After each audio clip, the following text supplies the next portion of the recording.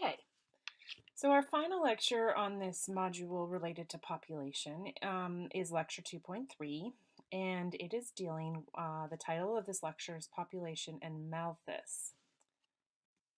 So by the end of this lecture, you should be able to explain who is Thomas Malthus, who was Thomas Malthus. You should be able to outline the key components of his theory of population growth, and you should also be able to justify why Malthus remains relevant in the year 2017 and understand why it is that we still study Malthus today.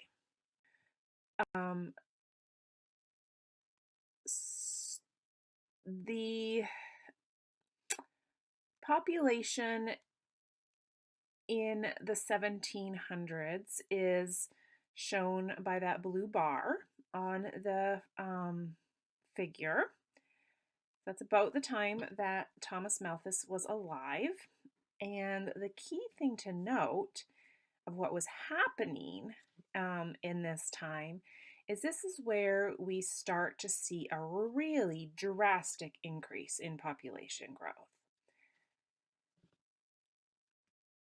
Now, remember, we talked about last class about how the Industrial Revolution was one of the major triggers of population growth. So during the Industrial Revolution, we see a lot of technological and medical developments that led to increased population growth. Unfortunately, also in England in the 1700s, some of these negative effects of the Industrial Revolution and the fact that cities are getting larger and overpopulated, these negative effects start to appear. So, there's increased, for example, increased unemployment and poverty within London and England throughout the 1700s. There was increased pollution and some sanitation issues and trash issues and disease issues within these large cities.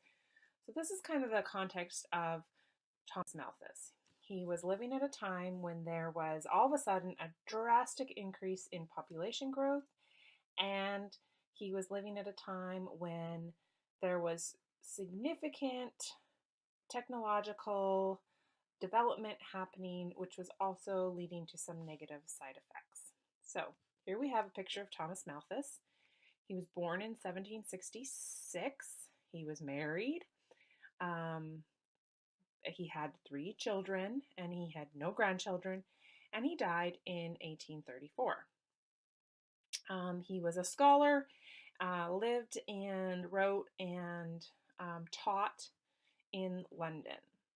What he is most famous for is his theory of population growth. So in 1798, he published his views on the effect of population on food supply. So it was specifically looking at that, how population would affect food supply, and in turn how food supply would affect population.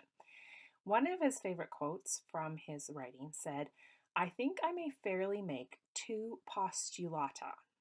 First, that food is necessary to the existence of man. Secondly, that the passion between the sexes is necessary and will remain nearly in its present state." So what he's basically arguing is we need food and we need to procreate. And neither of those 2 things are going to go away. And this is going to cause problems. So his theory of population growth had 2 basic principles. The first principle was that population grows at a geometric rate. So it doubles essentially. So first there's 1, then there's 2, then there's 4, then there's 16, etc. His second major principle was that food production increases at an arithmetic rate. So it does not double. It only increases by 1 every time we manage to increase food production. So with that in mind, you can see what Malthus's theory of population growth, what direction it's going here. What he basically said was that eventually our population would exceed the capacity of agriculture to support new population numbers. So eventually we would get to the point where there were more people on the planet than we could possibly feed. He then also proposed that population would continue to rise until a limit to growth was reached. And that limit to growth was the primary limit to growth in his mind was access to food and food production. He also argued, though, that there are other checks and balances in population growth that would limit population growth, and he referred to those as being preventative checks or positive checks. Preventative checks would be more societal related, such as people choosing not to get married as young, choosing to have fewer children, food costs increasing, so people eating less, etc. Those are preventative checks, things that you put in place to try to prevent population growth. He also talked a lot about positive checks, and these would be things that you wouldn't have a lot of control over, but would naturally result from the shortage of food. And these would be things like famine, war. We know that war is often fought over resources. And so his argument was that we would get to a point where countries would start warring against each other for access to food. Disease, of course, increases when you don't have enough food. And these things would increase the death rate. And so that would put a natural check on population growth. So his essay on the principle of population, the basic premises of this essay were that population will be, we cannot, he was basically arguing we cannot have infinite growth in population because and eventually it will be limited by how much food there is. When there is an increase in food production, that is when we have a population increase. As our population increases, we put more pressure on the food production system to increase its productivity. As we manage to increase food productivity, we then can further increase population growth. But what Malthus argues, as you can see in this figure here, we have this idea of geometric growth, which is the red line, population, and we have arithmetic growth, which is the black line. And you can see that there is this point of crisis where population is increasing, so food production increases. Population increases, food production increases. And it keeps going, but then where the two intersect, we get this point of crisis where food production can no longer keep up with population increases. So because we have population, according to Malthus, growing geometrically and food growing arithmetically, food production can never keep up with population growth infinitely. Therefore, there has to be checks on our population in order to keep it in line with the carrying capacity of food production. So in other words, we don't want to reach that point of crisis. We want to keep population below that level of that point of crisis.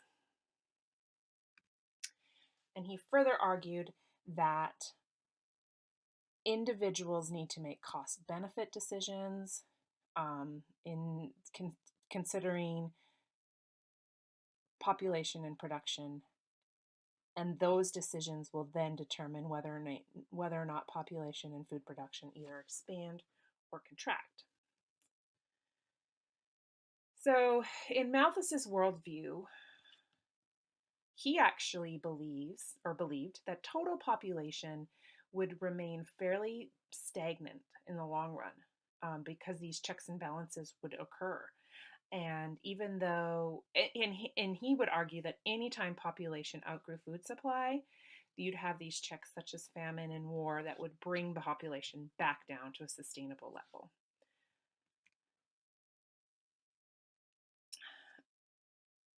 He also talks a lot about things such as misery and vice and poverty and how those things will all play into all of this. Um, and there's actually a lot of connections between the writing of Malthus and Charles Dickens' A Christmas Story, and the character of Scrooge. And Scrooge will often, if you read a Christmas Story or watch A Christmas Story, Scrooge will talk about things like the population, the poor being overpopulated, and how they some of them need to die. Essentially, it's a little bit morbid, um, but that's sort of the worldview that Malthus had, and this, of course, was a worldview in the 17 and 1800s. Um, Now, what we know to be true is that he didn't have the right answers. He was wrong. He was quite right on the geometric increase of population, and that's really is what has happened. But what he got wrong was that food production would only grow arithmetically. And really, why that happened was he failed to predict how technology would enable us to really increase food production in order to keep up with population growth. Um, However, although his predictions of checks and balances are not necessarily the reality of what we're facing in the current year 2017, we still study Malthus within this context of sustainability environmentalism. His theory is still used today by environmentalists and social scientists to emphasize that the Earth is unable to sustain an ever-growing number of people, and that resources will run out unless population growth is slowed and reversed. So, global food security remains a major threat to sustainability today.